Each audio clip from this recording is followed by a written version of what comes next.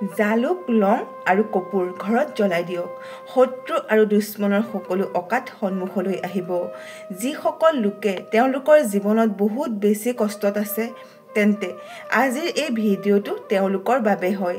যিসকল লোকে তেওঁলোকৰ ঘৰত থকা নিগেটিভ এনাৰ্জিৰ পৰা, ঘৰত থকা ঋণাত্মক উৰ্জাৰ কাৰণে বহু বেছি কষ্টত আছে বা সমস্যাত আছে, তেওঁলোকৰ ওপৰত শত্ৰুৱে বিভিন্ন ধৰণৰ তন্ত্ৰ মন্ত্ৰ কৰি আছে বা কৰাই আছে, তান্ত্ৰিক ক্ৰিয়া কৰাই আছে। এতিয়া সিহঁতৰ সকলো অকাট সন্মুখলৈ আহিব। শত্ৰুৰ অৱস্থা এনেকুৱা হৈ পৰিব যে কেতিয়াও শত্ৰুৱে আপোনাক কষ্ট দিব নোৱাৰিব। শত্ৰুৱে লাগিলে আপোনাক গুপ্তভাৱেই কষ্ট দি থাকক বা এনেকুৱা ধৰণৰ শত্ৰু আপোনাৰ পিছত পৰি আছে, সন্মুখৰ পৰা আপোনাক ভয় দেখুৱাই আপোনাৰ সম্পত্তি কাঢ়িব বিচাৰে। আপোনাৰ ঘৰখনৰ ওপৰত তেওঁলোকৰ বেয়া নজৰ আছে, আপোনাৰ বেপাৰত বেয়া নজৰ আছে, যিকোনো ধৰণেৰে আপোনাক ক্ষতি কৰিবলৈ চেষ্টা কৰি আছে, কষ্টৰ ওপৰত কষ্ট আপোনাক দি আছে, যিকোনো ধৰণৰ সমস্যা আপোনাৰ জীৱনত বাৰে বাৰে উৎপন্ন কৰি আছে। এনেকৈ ভাবি লওক যে লাগিলে শত্ৰুৱে আপোনাৰ ওপৰত যিমান ডাঙৰেই তন্ত্ৰ কৰি নথওক কিয়, লাগিলে কিবা ব্লেক মেজিকেই কৰাই নথওক কিয়, যিকোনো ধৰণৰ ক্ৰিয়া কৰ্ম এতিয়া আপোনাৰ ওপৰত, আপোনাৰ ঘৰখনৰ ওপৰত বা ঘৰখনৰ কোনো সদস্যৰ ওপৰতো যদি আছে নহয়, এতিয়া সেইবোৰ থাকিব নোৱাৰে। যদি আপুনি লং, জালুক আৰু কপোৰৰ এই সৰু উপায়টো আপোনাৰ ঘৰত কৰিব পাৰে, কিয়নো লং শিৱ শক্তিৰ স্বৰূপ হয় আৰু লঙৰ উপায় বহুত উত্তম হয়। অতি শীঘ্ৰেই ই কাম কৰিবলৈ আৰম্ভ কৰি দিয়ে। যেতিয়াই আপুনি এই উপায়টো কৰিব, আপোনাৰ ঘৰৰ পৰা ডাঙৰতকৈ ডাঙৰ নজৰ নাইকিয়া হৈ পৰিব। শত্ৰুৱে কৰি থোৱা ক্ৰিয়াকৰ্ম যেনে তন্ত্ৰ মন্ত্ৰবোৰো নাইকিয়া হ'বলৈ ধৰিব। দ্বিতীয়তে, যি কপোৰ আপুনি লৈছিল, সেই কপোৰে আপোনাৰ ঘৰৰ নিগেটিভিটিক দূৰ কৰিব। আপোনাৰ ঘৰত বহু বেছি পজিটিভ এনাৰ্জি বাঢ়ি যাব। যেতিয়া আপোনাৰ ঘৰখনত ধনাত্মক শক্তিৰ সঞ্চাৰ হয়, তেনে ঘৰত সকলো দিশৰ পৰা, সকলো ঠাইৰ পৰা ধন টকা পইচা আহিবলৈ ধৰে। যিসকল লোকে ধন টকা পইচাৰ সমস্যাত ভুগি আছে, সমস্যাত পৰি আছে, ঘৰখনত পইচা নাথাকে বা ঘৰলৈ টকা পইচা নাহে, শত্ৰুৱে এনেকুৱা কৰি দিছে যে পইচাকে বান্ধি থৈছে, আপোনাৰ বেপাৰক বান্ধি থৈছে, তেনে ক্ষেত্ৰতো আপোনাৰ বহুত লাভ হ'ব। শত্ৰুৰ দ্বাৰা কৰি থোৱা যিকোনো ধৰণৰ তন্ত্ৰ মন্ত্ৰ বা যিকোনো ধৰণৰ বন্ধন বাৰৰ ক্ৰিয়া কৰাই থৈছে, যদি পইচাৰ ওপৰত বন্ধন বাৰ কৰি থৈছে, তেন্তে পইচা অহাটো বন্ধ হৈ যায়। ঘৰখনক বান্ধি থোৱা হৈছে আৰু এনে ঘৰৰ উন্নতি বা সফলতা ৰৈ যায়। এজন ব্যক্তি সফল হ'ব নোৱাৰে, সেই সকলোবোৰ খোল খাই যায় এই উপায়টো কৰাৰ পিছত। চাওক, এই উপায়টো আপুনি যিকোনো দিনাখনেই কৰিব পাৰিব। ইয়াত আপুনি কোনো দিন চোৱাৰ প্ৰয়োজন নাই যে কোন দিনাখন আপুনি এই উপায়টো কৰিব আৰু কোন দিনাখন নকৰিব। দ্বিতীয়তে, এইটো এনেকুৱা উপায় হয় যিটো সকলোৱে কৰিব পাৰে, পুৰুষ বা মহিলা সকলোৰ বাবে এই উপায়টো হয়।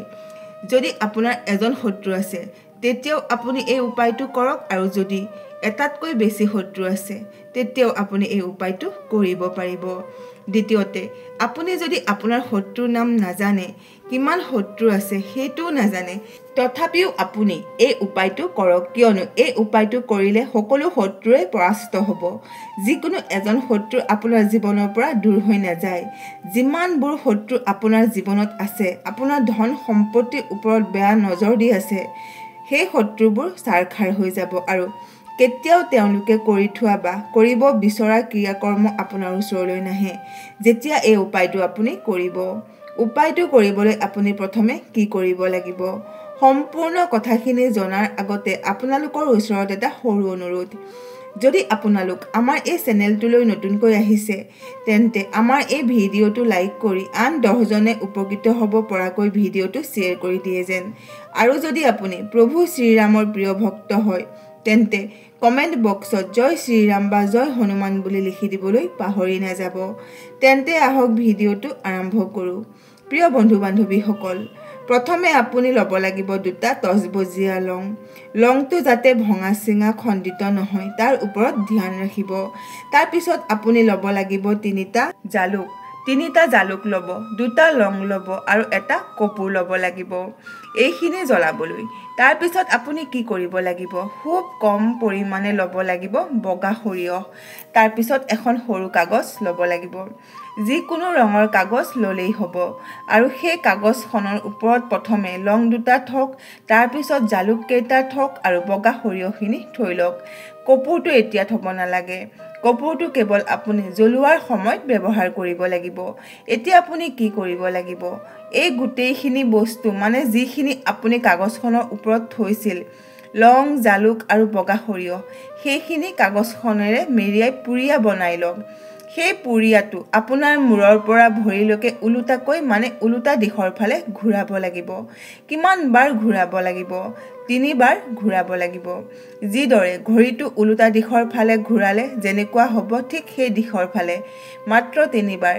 এতিয়া আপুনি কি কৰিব, যিকোনো পাত্ৰ বা এটা ডাঙৰ মাটিৰ চাকিত এই সকলোবোৰ বস্তু ৰাখি লৈ জ্বলাই দিব লাগিব, মানে সম্পূৰ্ণ পুৰিয়াটো জ্বলাই দিব লাগিব। পুৰিয়াটোত যিখিনি বস্তু আছে যেনে লং, জালুক, বগা সৰিয়হ, গোটেইখিনি বস্তু আপুনি কপোৰৰ সৈতে জ্বলাই দিব লাগিব। আৰু ইয়াৰ পৰা যি ছাই ওলাব, সেই ছাইখিনি আপুনি পানীটো উটুৱাই দিব পাৰিব, নাইবা কোনো গছৰ তলত বা মাটিটো পেলাই দিব পাৰিব। যেতিয়া আপুনি এইখিনি জ্বলাব, তেতিয়া আপুনি মহাদেৱৰ ধ্যান কৰিব, কিয়নো তেওঁ দেৱৰো দেৱ। আৰু যেতিয়া আপুনি তেওঁৰ চৰণলৈ যায় আৰু যেতিয়া আপুনি মহাদেৱক প্ৰাৰ্থনা কৰে, তেতিয়া মহাদেৱে অলপো দেৰি নকৰাকৈ তেওঁ আহি সদায় আপোনাক ৰক্ষা কৰে আৰু আপোনাৰ জীৱনৰ পৰা সকলো কষ্ট দূৰ কৰে। কিয়নো মহাদেৱে এজন এনেকুৱা দেৱতা হয় যিজনে ভক্তই মতাৰ লগে লগেই দৌৰি আহে। গতিকে সৰু উপায় হয়, যিকোনো দিনাখনেই কৰক আৰু দেখিব যে শত্ৰু কিদৰে পৰাস্ত হ'বলৈ ধৰিছে। গতিকে ঘৰৰ যিকোনো শান্ত পৰিৱেশত বহি আপুনি এই উপায়টো কৰিব, যাতে যেতিয়া আপুনি এই উপায়টো কৰিব তেতিয়া যাতে আপোনাক কোনেও ডিষ্টাৰ্ব কৰিব নোৱাৰে। সম্পূৰ্ণ শ্ৰদ্ধা আৰু ভক্তিৰে এই উপায়টো এবাৰ কৰক আৰু তাৰ ৰিজাল্ট চাওক। আশা কৰিলোঁ আজিৰ এই ভিডিঅ'টো আপোনালোকৰ ভাল লাগিল। যদি ভাল লাগিল তেন্তে আমাৰ এই চেনেলটো লাইক কৰক, শ্বেয়াৰ কৰক আৰু লগতে আমাৰ এই চেনেলটো ছাবস্ক্ৰাইব কৰি দিয়ক। আজিলৈ ইমানেই, শুনি থাকক জ্ঞানৰ গংগা।